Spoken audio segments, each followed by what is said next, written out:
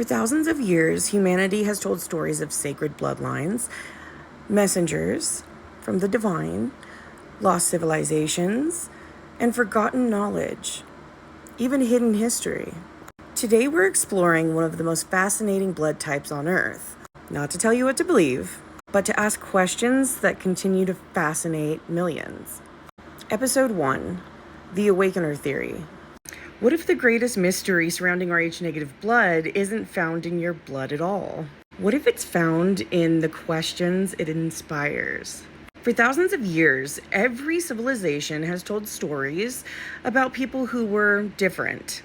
The seeker, the mystics, the healers, the visionaries, the ones who challenged the status quo, the ones who never stop asking, what if there's more? Today, many people with Rh-negative blood say that they feel the same pull, not because they believe they're better than anyone else, but because they have spent their entire lives feeling different. So tonight, I want to explore a spiritual theory, not scientific conclusion, not a historical fact, but an idea that has captured the imagination of thousands of people around the world. It's called the Awakener Theory. What does it mean to awaken? When most people hear the word awakening, they imagine suddenly gaining secret knowledge. But in many spiritual traditions, awakening means something very different. It means beginning to see life through new eyes. It means questioning old beliefs. It means becoming curious instead of complacent. It's less about finding answers and more about asking better questions. Ancient teachers from many traditions spoke about awakening. In Buddhism, it is enlightenment. In Gnostic traditions, it is remembering the divine spark within. In Christian mysticism, it was being born again spiritually.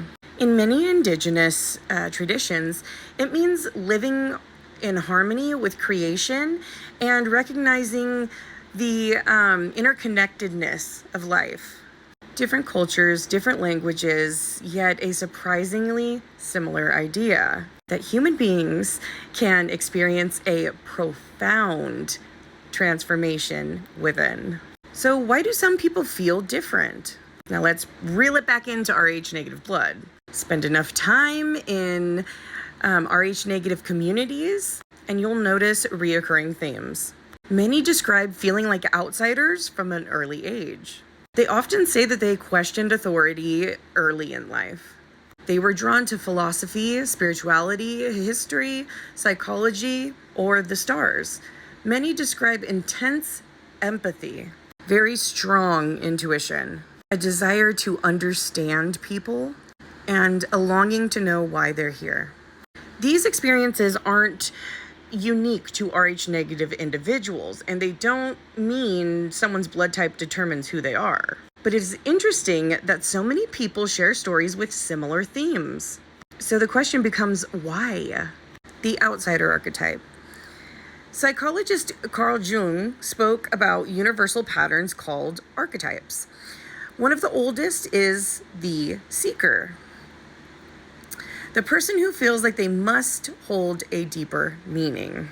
The seeker doesn't fit neatly into society because they're constantly searching for truth, searching for purpose, searching for understanding. Across mythology, this chapter appears again and again. The hero leaves home. The mystic enters the wilderness. The philosopher questions the accepted story. See, transformation begins with discomfort, not certainty. Maybe that's why so many spiritual traditions describe awakening as a journey rather than a destination. The spiritual theory. Now here's where the Awakener theory enters the conversation. Some modern spiritual communities suggest that certain souls choose lifetimes that encourage questioning, not because we're superior, not because we're chosen, but because challenge creates growth. And according to this perspective, feeling different isn't a punishment. It's an invitation to become compassionate, to explore, to learn, to help others. In these communities, some Rh negative individuals resonate deeply with the idea because it mirrors their personal experiences. Others don't, and that's okay. Spiritual journeys are deeply personal. The real awakening. But maybe the biggest lesson has nothing to do with blood.